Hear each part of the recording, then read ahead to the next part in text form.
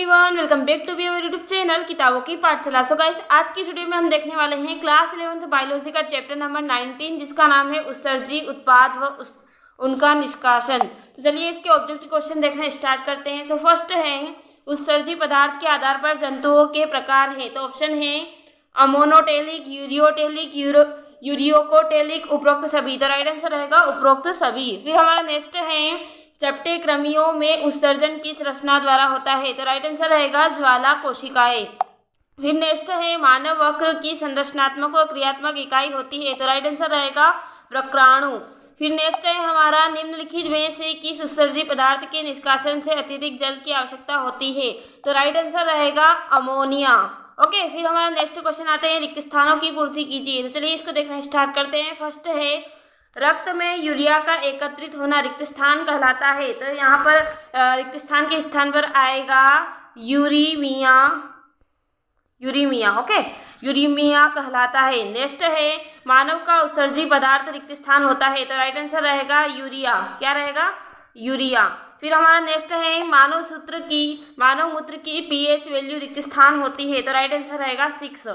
फिर हम नेक्स्ट देखें, नेक्स्ट है, मेलपीगी नलिकाओं द्वारा रिक्त स्थान में उत्सर्जन होता है। तो राइट आंसर रहेगा कीटों में। क्या रहेगा? कीटों में मेलपीगी नलिकाओं के द्वारा उत्सर्जन होता है। फिर हम नेक्स्ट देखें, सही जोड़ियां मिलाकर कीजिए। तो फिर पहला है अमोनोटेलिक। तो इसका राइट आंसर रहेगा मछलियाँ। फिर सेकेंड है झींगा। तो इसका राइट रहेगा आंसर ग्रीन ग्रंथि। फिर नेक्स्ट है, सर्वाधिक विषाक्त उत्सर्जी पदार्थ। तो राइट आंसर रहेगा अमोनिया, जो कि इसके सामने है। फिर नेक्स्ट है बिलीरुबिन। तो इसका राइट आंसर रहेगा पित्तरस, जो कि इसके सामने है। फिर हमारा नेक्स्ट है, एक वाक्य में उत्तर लिखिए। तो चलिए इसको देखना स्टार्ट करते हैं। पहला है, मानव वक्र से निकलने वाले हार्मोन लिखिए। तो राइट आंसर रहेगा रेनिन। इसका राइट आंसर है। फिर नेक्स्ट है, प्रत्येक मानव वक्र में लगभग कितने नेफ्रॉन पाए जाते हैं। तो राइट आंसर रहेगा करीब 10 लाख। फिर हम नेक्स्ट देखें, थर्ड, मूत्र में ग्लूकोज की उपस्थिति किस रोग को दर्शाती है। तो राइट आंसर रहेगा मधुमेह। क्या रहेगा राइट आंसर? मधुमेह। फिर नेक्स्ट है हमारा, बोमेन संपुट कहाँ पर उपस्थित होता है। तो इसका आंसर रहेगा वक्रक में यानी कि किडनी में। ओके, फिर हम नेक्स्ट देखें, अति लघुत्तरीय प्रश्न। इसका फर्स्ट है, मनुष्य के 2 उत्सर्जी अंगों के नाम लिखिए। तो चलिए इसका आंसर हम देख लेते हैं। आंसर है हमारा, आंसर आप स्क्रीन पर देख सकते हैं। मानव के 2 उत्सर्जी अंगों के नाम, पहला है वृक्रक, जिसे हम किडनी बोलते हैं। फिर सेकेंड है मूत्रवाहिनियां, जिसे हम यूरेटर्स बोलते हैं। तो आप इसका स्क्रीनशॉट ले लीजिए। फिर हमारा नेक्स्ट क्वेश्चन है, उत्सर्जन की क्रिया में यकृत किस प्रकार सहायता करता है। तो चलिए इसका आंसर हम देख लेते हैं। आंसर है हमारा, तो आंसर आप स्क्रीन पर देख सकते हैं। मनुष्य में यूरिया का निर्माण अमोनिया से यकृत में होता है, जिससे रुधिर से अलग करने का कार्य वृक्क यानी कि किडनी करती है। मूत्र में गंध यूरिनोट के कारण आती है। एक वयस्क व्यक्ति में 24 घंटे में 180 लीटर रक्त किडनी द्वारा फिल्टर होता है, जिसमें से केवल 1.5 लीटर मूत्र का निर्माण होता है। क्या होता है कि जो हमारा वक्र है, उसमें जो एक वयस्क मनुष्य है, वो 24 घंटे में 180 लीटर रक्त को, जो हमारा वक्र यानी किडनी है, उसके द्वारा फिल्टर होता है यानी कि छाना जाता है। तो उसमें से 1.5 लीटर तक का मूत्र उसमें से निकलता है। ओके, फिर हमारा नेक्स्ट क्वेश्चन है हमारा, अमोनोटेलिक जंतुओं की परिभाषा कीजिए। तो चलिए इसका आंसर हम देख लेते हैं। आंसर है हमारा, आंसर आप स्क्रीन पर देख सकते हैं। अमोनोटेलिक जंतु वे जंतु जो अपने नाइट्रोजनी उत्सर्जी पदार्थों को अमोनिया के बाहर निकालते हैं।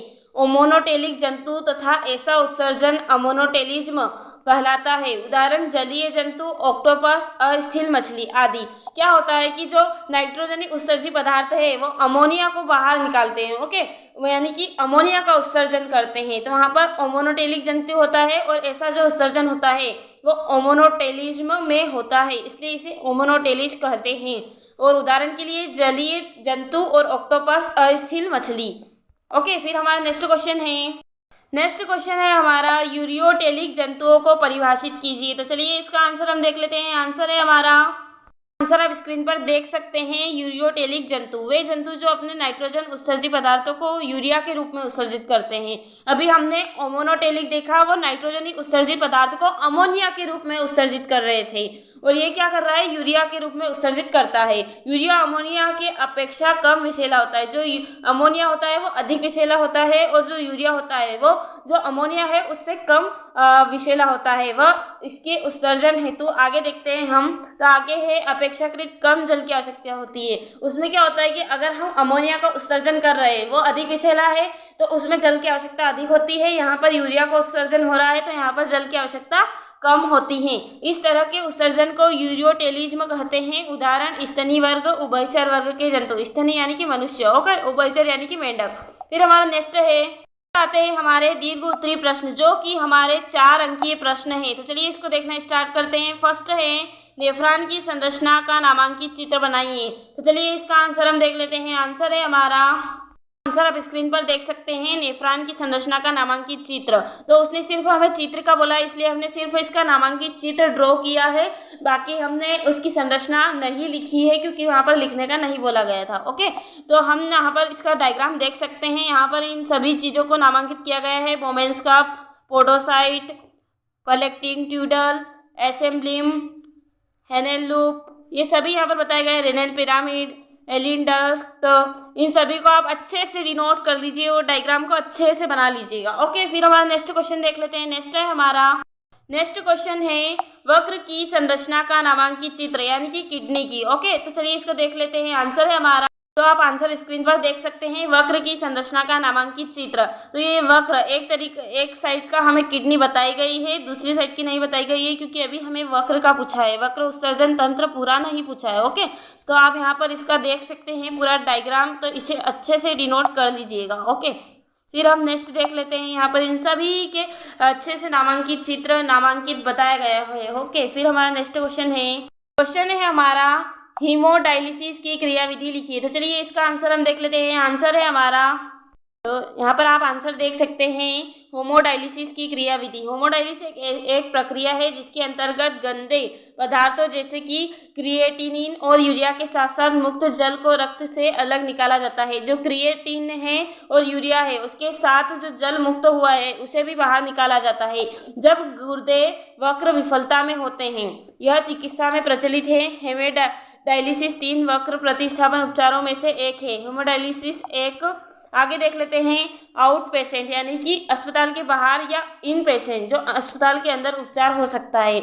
यह एक ऐसा उपचार है जिसे हम अस्पताल के बाहर और अस्पताल के अंदर दोनों में कर सकते हैं। फिर है नियमित होमोडायलिसिस को एक डायलिसिस आउट पेशेंट सुविधा में आयोजित किया जाता है। यह तो अस्पताल का इसी उद्देश्य के लिए निर्मित एक कमरा है या एक समर्पित स्वतंत्र क्लिनिक होती है। होमोडायलिसिस का घर पर कम ही किया जाता है। एक क्लिनिक में डायलिसिस उपचार को नर्सों और तकनीशियनों से निर्मित विशेष स्टाफ द्वारा शुरू और प्रतिबंधित किया जाता है। घर पर डायलिसिस उपचार को स्वयं आरंभ और प्रतिबंधित किया जा सकता है, यानी कि घर पर इस उपचार को हम शुरू भी कर सकते हैं और खुद ही अपनी इच्छा के अनुसार इसे बंद भी कर सकते हैं, या किसी परिशिक्षित सहायक की मदद से संयुक्त रूप से किया जा सकता है, पर आमतौर पर परिवार का एक सदस्य होता है।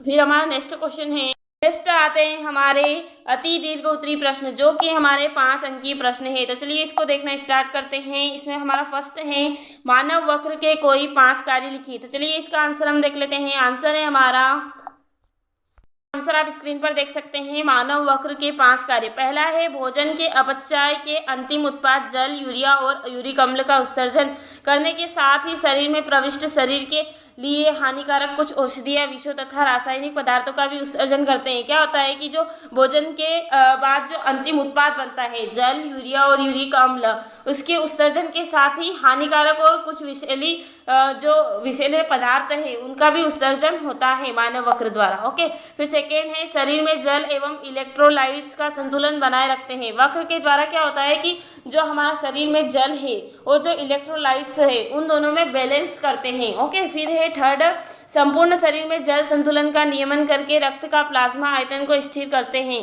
फिर फोर्थ है, शरीर में अम्ल क्षार संतुलन को नियमित करते हैं। अगर अम्ल अधिक हुआ और क्षार कम हुआ तो इन दोनों का संतुलन बनाए रखते हैं, और कोई अधिक हुआ है तो उसको नियंत्रित करते हैं।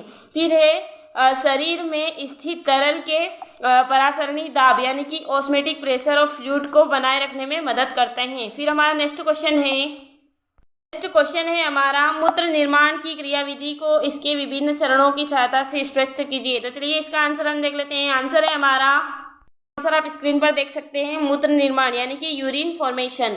नेफ्रॉन का मुख्य कार्य मूत्र निर्माण करना है। मूत्र का निर्माण 3 चरणों में संपादित होता है। पहला है छानना यानी कि परानिस्यंदन, अल्ट्रा फिल्टरेशन। फिर है चयनात्मक पुनः अवशोषण, सेलेक्टिव रीअब्जॉर्वेशन, स्त्रवण यानी कि सेक्रेशन। तो पहले चरण से हम देखते हैं, पहला है छानना या परानिस्यंदन। तो है ग्लोमेरुलस में प्रवेश करने वाली अभिग्राही धमनिका उसके बाहर निकलने वाली अभिगाही धमनिका से अधिक चौड़ी होती है, इसलिए जितना रुधिर ग्लोमेरुलस में प्रवेश करता है निश्चित समय से उतना ही रुधिर बाहर नहीं निकल पाता, इसलिए केशिका गुच्छ में रुधिर का दबाव बढ़ जाता है। इस दाब के कारण प्रोटीन के अलावा रुधिर प्लाज्मा में घुले हुए सभी पदार्थ छिनकर वोमेन संपुट में पहुंच जाते हैं। वोमेन संपुट में पहुंचने वाला यह द्रव नेफ्रिक फिल्टरेट या वक्र निस्यंद कहलाता है। रुधिर में घुले सभी लाभदायक एवं हानिकारक पदार्थ इस द्रव में होते हैं, इसलिए इसे प्रोटीन रहित छना हुआ प्लाज्मा भी कहते हैं। ओके, फिर हम सेकेंड देख लेते हैं चरण। तो सेकेंड है चयनात्मक पुनः अवशोषण।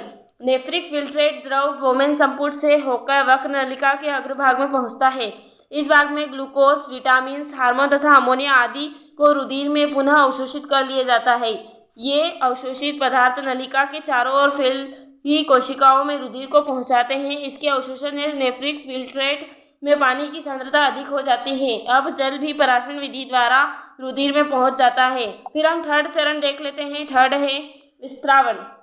जब रुधिर वक्र नलिका पर फैले कोशिका जाल से गुजरता है तब उसके प्लाज्मा में बचे हुए उत्सर्जी पदार्थ पुनः नेफ्रिक फिल्ट्रेट में डाल दिए जाते हैं। इस अवशेष द्रव में केवल अपशिष्ट पदार्थ बचते हैं जो मूत्र कहलाता है। यह मूत्र मूत्राशय से संग्रहित होता है और आवश्यकता पड़ने पर मूत्राशय की पेशियों के संकुचन से मूत्र मार्ग द्वारा शरीर से बाहर निकल जाता है।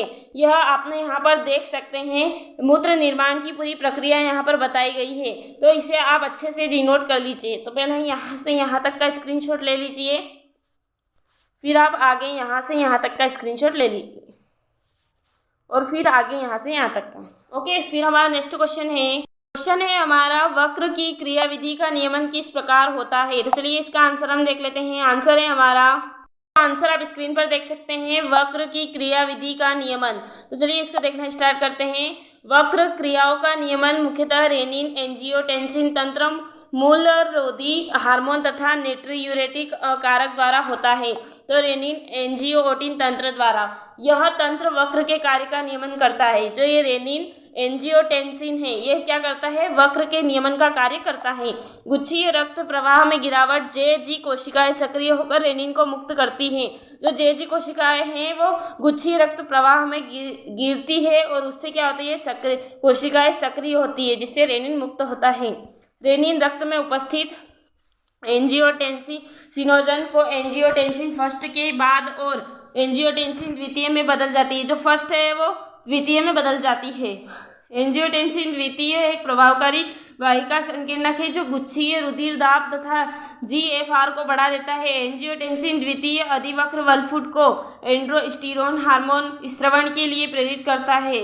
एंड्रोस्टेरोन के कारण नलिका के दूरस्थ भाग में Na+ तथा जल का पुनरावशोषण होता है। आगे देखते हैं, इससे भी रक्तदाब तथा GFR में वृद्धि होती है। यह जटिल क्रियाविधि रेनिन एंजियोटेंसिन क्रियाविधि कहलाती है। हृदय के आलिंदों में अधिक रुधिर के बहाव से आलिंदीय नेट्रियूरेटिक कारक स्रावित होता है। ANF से वाहिका विस्फारण होता है जिससे रक्तदाब कम हो जाता है। इस प्रकार से क्रियाविधि रेनिन एंजियोटेंसिन क्रियाविधि पर नियमन का कार्य करती है। तो आपको यह वीडियो कैसा लगा? Thanks for watching this video.